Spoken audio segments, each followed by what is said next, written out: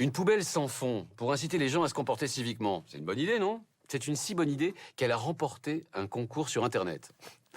Mais le problème des déchets ménagers n'est pas seulement individuel, il est aussi collectif, évidemment. Et comment départager les pays vertueux des autres? Eh bien, il y a un critère, la mise en décharge. C'est simple, moins un pays met en décharge, mieux il gère ses déchets. Je vous ai préparé un graphique. En Europe, 4 pays sont particulièrement exemplaires puisqu'ils ne mettent quasiment plus rien en décharge. Il s'agit de l'Allemagne, où 100% des déchets ménagers sont traités, dont la moitié par recyclage. Puis viennent 3 pays ex-aequo, avec 99% des déchets traités, la Suède et les Pays-Bas, où l'on privilégie l'incinération, et l'Autriche, qui, elle, préfère le compostage. L'Autriche, eh oui l'Autriche, non seulement elle trie ses déchets depuis les années 70, mais depuis 1995, l'Autriche a décidé de mettre le paquet sur le compostage. Alors écoutez, le mieux c'est encore de se connecter avec Elisabeth Scherer, qui va nous expliquer pas à pas le parcours des poubelles viennoises. Salut Elisabeth, alors comment ça marche le compostage en Autriche? Eh bien Anthony, je suis à Vienne, chez Séverine et ses colocataires, et le compost, ça commence ici, à la maison. Dites-moi Séverine, qu'est-ce que vous faites là? Nous préparons le dîner. Nous sommes en train de faire une soupe viennoise. Et là, les épluchures, on les jette directement dans la poubelle à déchets végétaux. Ils sont ensuite compostés et transformés en terreau. Mais vous avez combien de poubelles comme ça? On doit en avoir 5 ou 6. On en a une pour les déchets végétaux, une pour le métal, le papier, le tout venant, le verre, et on a aussi le bac à bouteilles plastiques. Et il n'y a pas un moment où vous vous dites j'ai la flemme de trier, c'est pas grave? Bon, c'est vrai que les déchets végétaux, il nous arrive de ne pas les trier. Parce qu'après un mois, quand il fait chaud et que l'on s'absente 3 semaines, on finit par avoir des vers et ça commence à sentir très fort.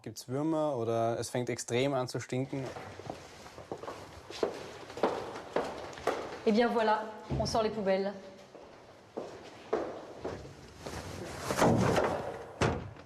Reste nul. Le papier, ça va ici.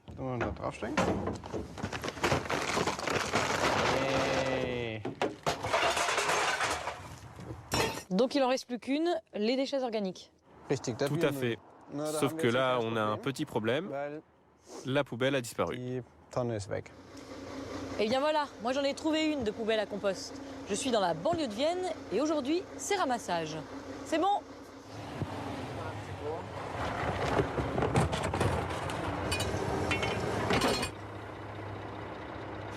C'est ici que tous les déchets végétaux se retrouvent, dans ce centre de compostage au nord de Vienne. Madame Novak, l'Autriche est la championne du compost. C'est ici qu'on le fabrique. Comment ça se passe?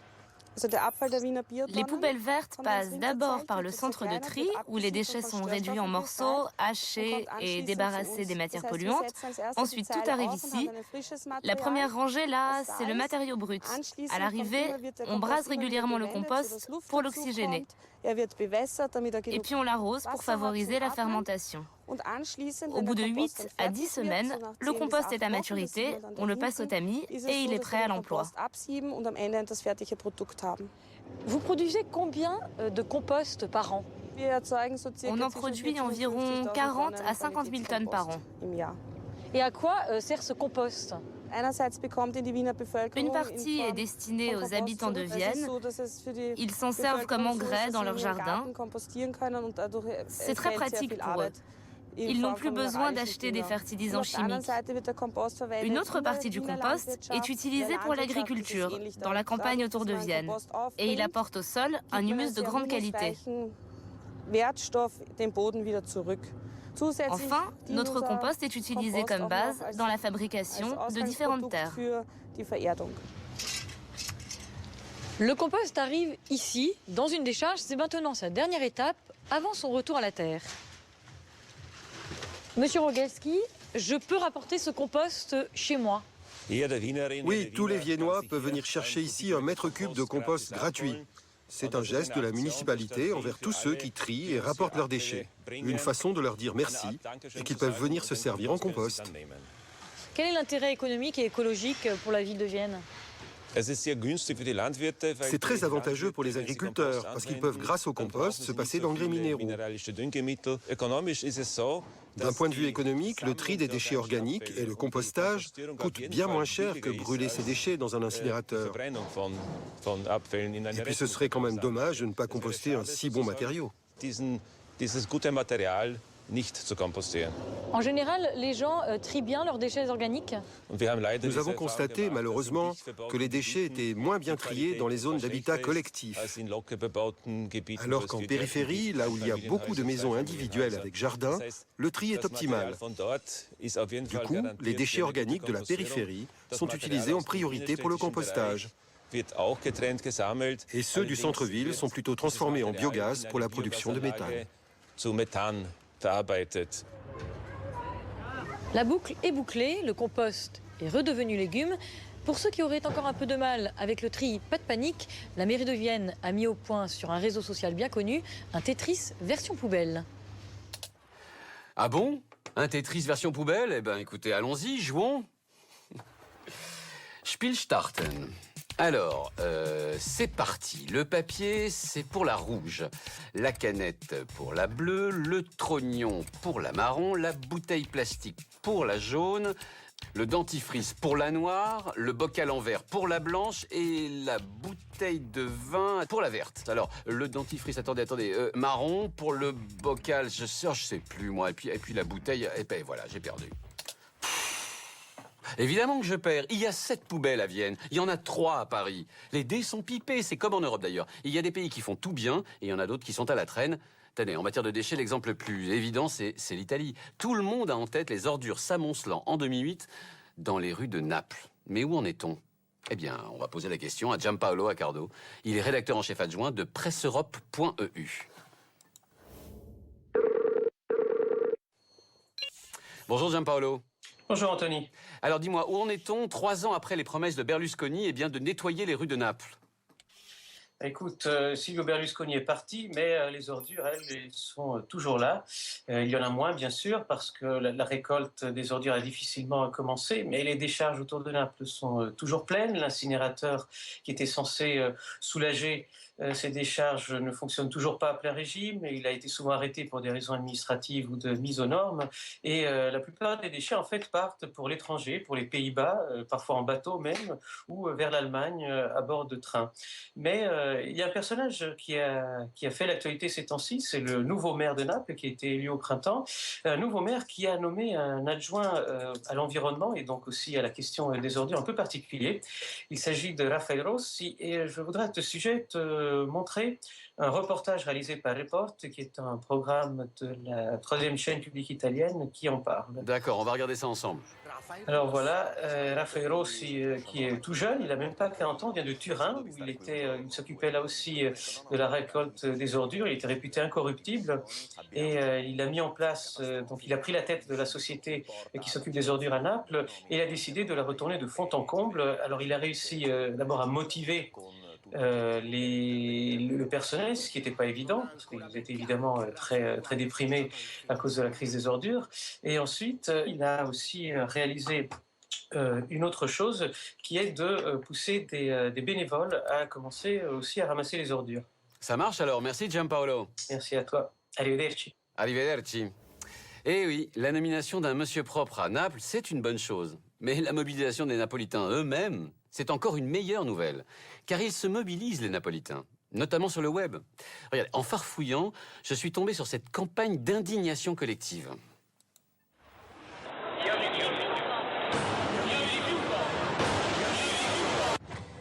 Alors ils disent tous « io mi rifiuto », c'est-à-dire « je refuse ». Mais c'est aussi un jeu de mots, parce que rifiuto en italien, ça veut également dire « déchet ». Et puis l'Italie, vous savez, c'est le pays de nombreuses initiatives locales, souvent pionnières d'ailleurs, comme par exemple l'histoire de la décharge de Peccioli. Ça se trouve dans le nord du pays. Et c'est un reportage qui date de 2009.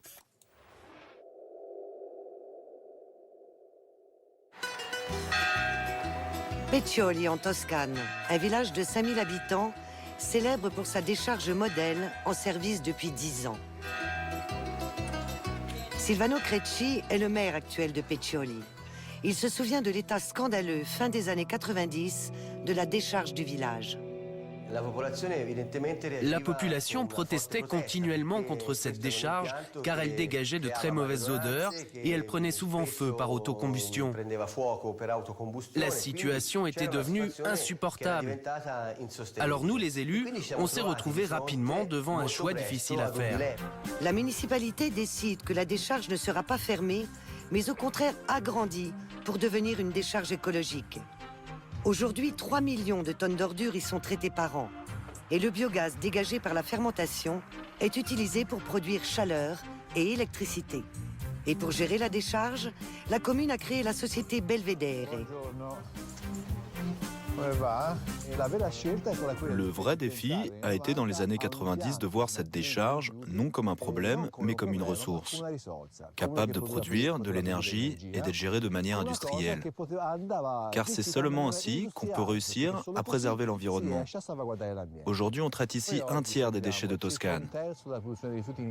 Notre rôle est donc déterminant. Sans la décharge de Peccioli, la Toscane aurait connu et connaîtrait encore la même crise que Naples. La décharge rapporte à la commune 8 millions d'euros par an. Du coup, les impôts locaux n'ont pas augmenté depuis 10 ans et les équipements publics se multiplient. Un foyer ultramoderne pour personnes âgées, des installations sportives et pas moins de 4 musées. Et tout ce bonheur se fête.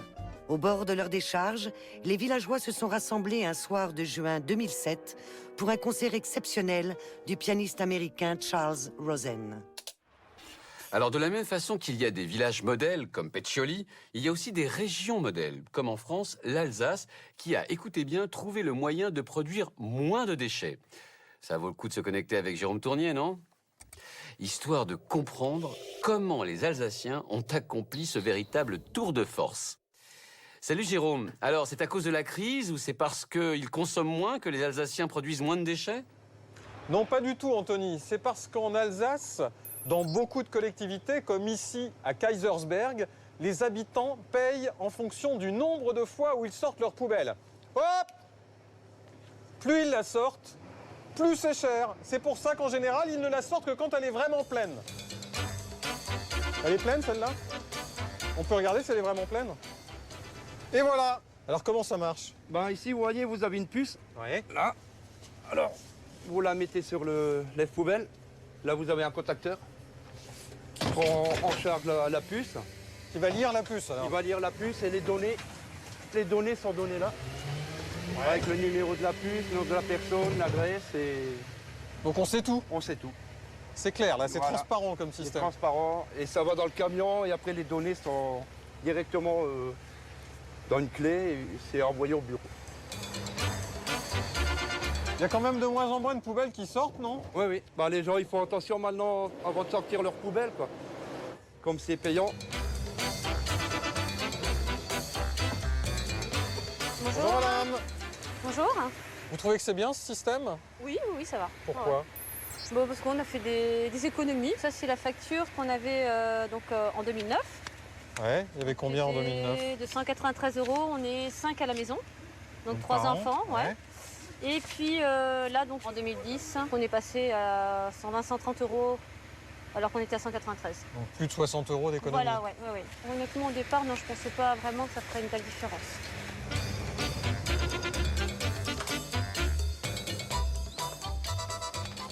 Bonjour.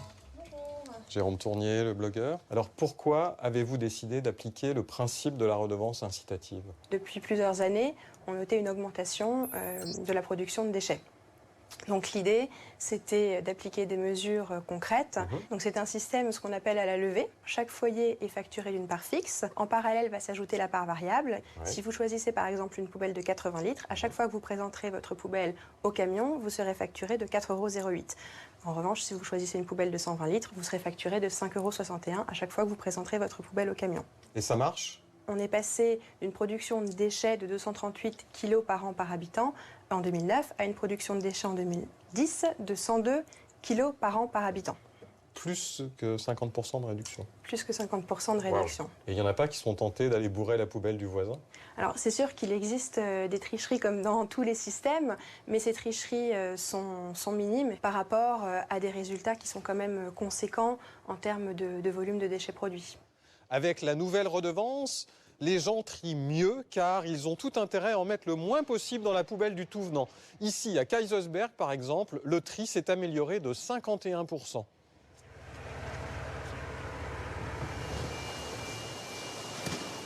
Les poubelles de produits recyclables arrivent dans des centres de tri comme celui-ci à Strasbourg. C'est le plus grand d'Alsace. Bonjour. Bonjour. Jérôme Tournier, le blogueur. Kastner, enchanté. Alors il paraît qu'ici c'est le centre de tri du futur, c'est vrai ça? Écoutez, oui, les gens trient beaucoup plus. Il y a un fort développement des collectes sélectives. Et pour répondre à ces quantités nouvelles, il a fallu qu'on industrialise quelque part le tri. Alors ça c'est quoi?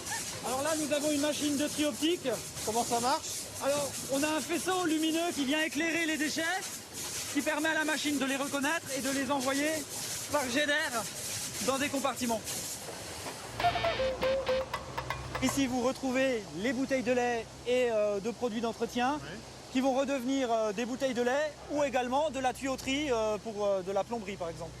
Les briques alimentaires pour faire du papier hygiénique ou de l'essuie-tout. Vous avez ici les bouteilles en plastique transparent qui vont être transformées et vont redevenir des bouteilles, mais elles peuvent être également transformées en fibres pour faire les vestes polaires.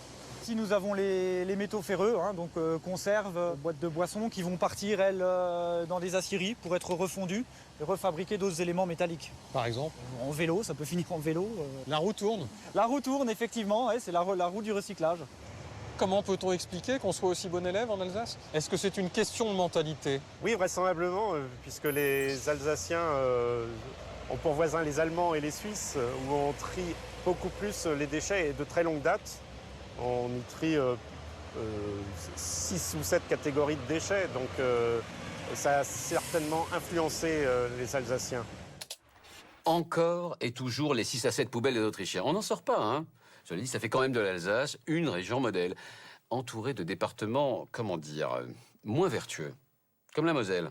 Eh oui, alors qu'en Alsace, 5% des déchets finissent en décharge, en Moselle, c'est 75%, et pas triés en plus. Je suis d'ailleurs dans la plus grande décharge du département, qui reçoit 185 000 tonnes d'ordures par an. Alors, une situation comme celle-là est-elle encore tolérable ? Oui, elle est encore tolérable aux yeux de la réglementation et du contexte local. Si aujourd'hui, en Moselle, on enfouit encore autant de déchets, en tout cas de déchets résiduels, c'est parce qu'on a une géologie qui est très favorable. Et puis, économiquement, il est plus rentable d'investir dans un centre d'enfouissement technique dans un incinérateur. Ça coûte moins cher. C'est quoi l'avenir? C'est de supprimer le stockage? Ça ne sera pas de le supprimer, bien au contraire, ça sera de le maintenir dans une position qu'il aurait dû toujours avoir depuis le début, à savoir en bout de chaîne. On doit le réserver aux déchets vraiment ultimes. Il faut savoir qu'aujourd'hui, il y a encore 2/3 des déchets qui sont enfouis aujourd'hui, qui sont encore valorisables, qu'on peut retrouver en centre de tri, des emballages ménagers. Il y a aussi des déchets biologiques qu'on produit dans la cuisine, dans nos jardins et qui sont encore enfouis. Comment on peut changer ça? Le gouvernement français va en fait modifier toutes les taxes qui peuvent exister autour de l'enfouissement et de l'incinération pour, entre guillemets, pénaliser les tonnages qui seraient dirigés vers ce type de filière d'enfouissement. C'est sûr que si on veut regarder la valorisation elle-même du déchet, notamment la valorisation énergétique, il vaut mieux incinérer le déchet. C'est pratiquement de facteur 10 la valorisation qui est la meilleure. Enfin, une mesure intelligente pour décourager la mise en décharge. Eh oui, parce que c'est encore et toujours une question d'argent. La mise en décharge revient en moyenne à 45 € la tonne. Le compostage, ça coûte environ 65 € la tonne. Quant à l'incinération, il faut compter 90 € la tonne. Arrivé à ce point, il est temps de faire le point. Et comme toujours, de consulter un expert S-déchets cette fois-ci. Marc Chevéry, bonjour. Bonjour. Alors vous êtes un des responsables de l'ADEME, l'Agence française de l'environnement et de la maîtrise de l'énergie. Exact. Drôle d'endroit pour une rencontre, mais en fait je vous ai donné rendez-vous devant une usine d'incinération, une des principales de Paris, et puis aussi un centre de tri des déchets ménagers. Alors toujours en regardant les chiffres, on se rend compte qu'il y a plusieurs modèles en Europe. Par exemple, les Allemands recyclent la moitié de leurs déchets, les Autrichiens compostent la moitié de leurs déchets ménagers.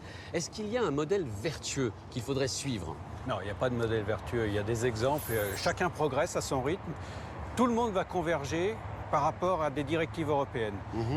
Par rapport aux exemples que vous avez cités, les Autrichiens ont développé très tôt la valorisation des déchets organiques. Les déchets organiques, c'est en gros un quart 30%, 40% de la poubelle, de notre poubelle. Et les Allemands alors? Les Allemands ont fait très tôt le choix de ne plus mettre de déchets directement en décharge. Ça ne veut pas dire qu'ils n'ont plus de décharge. Plus de déchets directement en décharge. À partir de là, ils ont développé très tôt une politique qui visait à réduire la quantité de déchets produites par chacun, valoriser par recyclage, donc développer des collectes sélectives aussi bien sur les matériaux, emballages, journaux, magazines, mais aussi sur l'organique. Et aujourd'hui, ils sont en train de mettre en place ou de renforcer la partie valorisation énergétique des déchets qui ne peuvent pas être recyclés. Et la France dans tout ça? La France, elle est un petit peu au milieu du gué, c'est-à-dire elle dépend encore beaucoup de décharges. On a en gros 40% de nos déchets qui vont encore directement en décharge. On est en train de développer depuis une vingtaine d'années le recyclage et ça s'accélère. Par rapport aux Allemands, il nous manque les journaux magazines, par exemple, qu'on est en train de développer, mais on est aussi bon qu'eux sur les emballages. Par contre, il nous reste beaucoup d'efforts à faire sur l'organique par rapport à l'Autriche que vous avez citée. Alors vous avez parlé des déchets comme une source d'énergie. Dans un pays comme la Suède, par exemple, les déchets sont déjà la première source d'énergie du pays, avant le pétrole, avant le gaz. Est-ce que c'est ça l'avenir? L'avenir, c'est en fait un mix un petit peu de tout ça. C'est déjà de produire moins de déchets. On ne peut pas continuer à produire autant de déchets. C'est un gaspillage de ressources. Alors ça, c'est le premier point. Moins de déchets d'une manière générale. Et l'avenir, c'est aussi donc les déchets comme source d'énergie? Alors, pour les pays qui ont beaucoup de décharges, on peut récolter, capter le biogaz et le valoriser sous forme d'énergie. On le transforme en électricité, mais on peut le transformer en chaleur. On est en train d'imaginer non plus de composter les déchets organiques, mais de les méthaniser pour faire du biogaz. On imagine même, mais alors là, dans 10 ans, 20 ans, de transformer ces déchets pour partir en hydrogène et faire un combustible, voire même un carburant à partir de déchets. Donc les déchets vont prendre une place dans le mix énergétique. Ce ne sera pas la place principale, mais ils ont leur place dans ce mix énergétique. Marc Chéverry, merci. Merci. Au revoir. Bien à vous. Je vous raccompagne, pas forcément à la déchetterie, mais au moins jusqu'au métro. Merci à vous. Des déchets comme source d'énergie alternative. Moi, ça me plaît, hein. Mais l'avenir, vous savez, c'est peut-être aussi la fin des éboueurs. D'ailleurs, on dit plutôt ripper aujourd'hui. Fini les bennes à ordures. Place à la collecte pneumatique. Barcelone, deuxième ville d'Espagne. 5 millions d'habitants. Des rues étroites et des températures élevées. Donc des ordures organiques qui pourrissent vite. Un véritable cauchemar pour le ramassage. Les Catalans ont donc installé un système ingénieux, déjà testé en Suède. La collecte pneumatique. Fonctionnant 24 heures sur 24 et 365 jours par an, ce système s'est développé dans les nouveaux quartiers et le centre historique de la ville, dont l'accès est particulièrement difficile. Au total, nous avons plus ou moins 1500 bornes comme celle-ci en fonctionnement, pour 15 km de réseau. D'ici quelques années, il y aura approximativement 50 000 personnes qui utiliseront le système de récupération pneumatique. Génial, non? Bon, écoutez, la bonne nouvelle, c'est que Paris est en train de tester le système. La mauvaise, c'est que ça coûte 25 millions d'euros par tranche de 30 000 habitants. On en revient toujours à ces histoires d'argent, hein. Et pourtant, Barcelone n'est pas plus riche que Paris. Elle est simplement en avance. Autrement dit, pour les poubelles aussi, il faut un peu de volonté politique. Et puis de discipline citoyenne aussi. Et si vous voulez continuer à farfouiller dans les poubelles européennes, eh bien rendez-vous sur mon blog, sur le site d'Arte. Voilà entre autres ce que vous pourrez y trouver. Cette semaine, visite du dernier né des centres parisiens de tri. Inauguré en mai 2010, il est ultra moderne et sans odeur. Ensuite, les stars aussi se préoccupent de nos poubelles, comme David Beckham, qui n'en rate pas une. Enfin, le tri des déchets, c'est dès le plus jeune âge qu'il faut l'apprendre.